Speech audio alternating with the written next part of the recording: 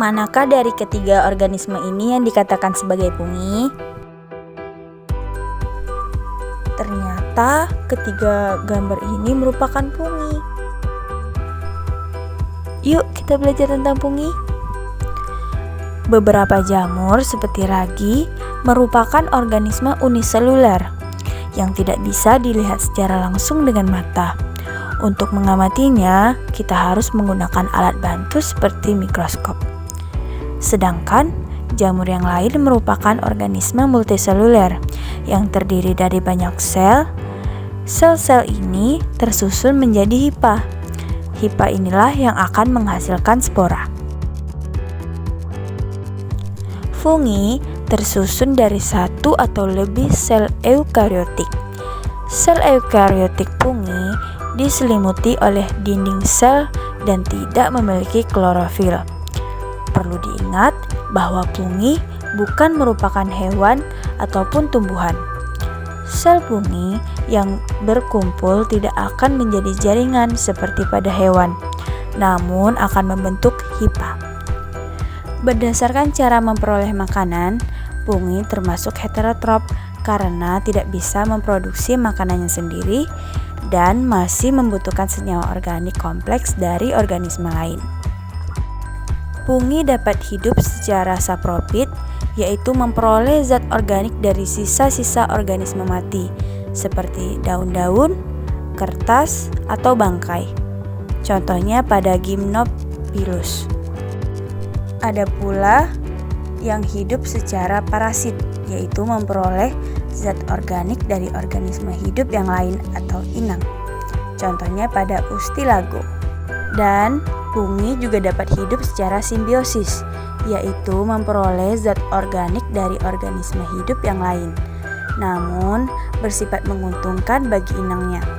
Misalnya, membantu di dalam proses pengambilan mineral di dalam tanah. Contohnya pada Mycorrhiza. Reproduksi fungi dapat terjadi dengan dua cara, yaitu reproduksi aseksual dan reproduksi seksual. Reproduksi aseksual terjadi pada saat spora jatuh pada lingkungan yang cocok, kemudian akan mengalami germinasi, menghasilkan miselium, kemudian berkembang, menghasilkan struktur penghasil spora. Pada reproduksi seksual, spora akan mengalami germinasi, menghasilkan miselium. Kemudian terjadi penyatuan sitoplasma yang disebut plasmogami. Setelah itu terjadi tahapan yang disebut tahapan dikariotik. Selanjutnya terjadi kariogami atau penyatuan nukleus. Tahapan akan dilanjutkan ke tahapan diploid. Kemudian akan segera melakukan meiosis yang akan menghasilkan struktur penghasil spora. Struktur penghasil spora terdiri dari dua macam, yaitu sporangium dan conidium. Sporangium merupakan tempat beradanya spora dan didukung oleh sporangiofor, hifa atau stolon, dan rhizoid.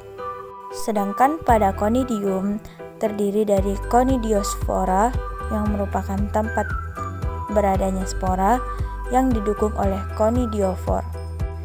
Fungi memiliki divisi zygomycotina yang memiliki ciri-ciri yaitu hifa tidak bersekat, dinding sel dari zat kitin, hidup secara saprofit dan parasit, reproduksi seksual dengan zygosporangium, dan reproduksi aseksual dengan sporangiospora.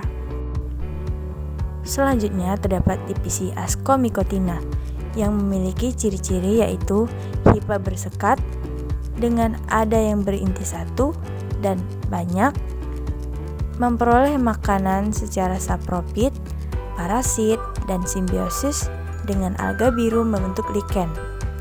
Reproduksi seksual dengan ascus membentuk ascocarp, dan reproduksi aseksual dengan conidium. Bentuk-bentuk conidium dapat kita lihat pada gambar berikut ini, yaitu pada Aspergillus, kemudian Aspergillus flavus dan Penicillium. Kemudian terdapat divisi Basidiomycotina yang memiliki ciri-ciri yaitu hifa bersekat dengan ada yang berinti 1 dan 2. Hidup secara saprofit, parasit, dan bersimbiosis dengan akar tumbuhan membentuk mikoriza. Reproduksinya secara seksual dengan Basidiospora dibentuk di dalam basidium. Reproduksi aseksual dengan Conidiospora. Basidium terdiri dari tudung, bilah, dan stipe, serta divisi Deuteromycota yang memiliki ciri-ciri yaitu umumnya bersifat parasit, memiliki hifa bersekat, disebut pungi imperfecti karena jamur tidak sempurna. Reproduksi aksesual dengan membentuk Conidiospora. Terdapat 2 simbiosis mutualisme jamur, yaitu lumut kerak dan mikoriza.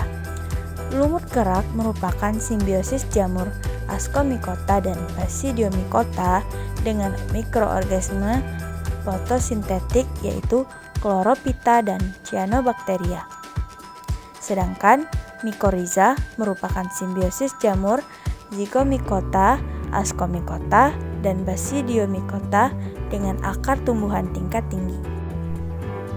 Sering kita temui fungi pada kehidupan kita sehari-hari, seperti pada jamur dalam olahan makanan, jamur truffle, dan keju Roquefort.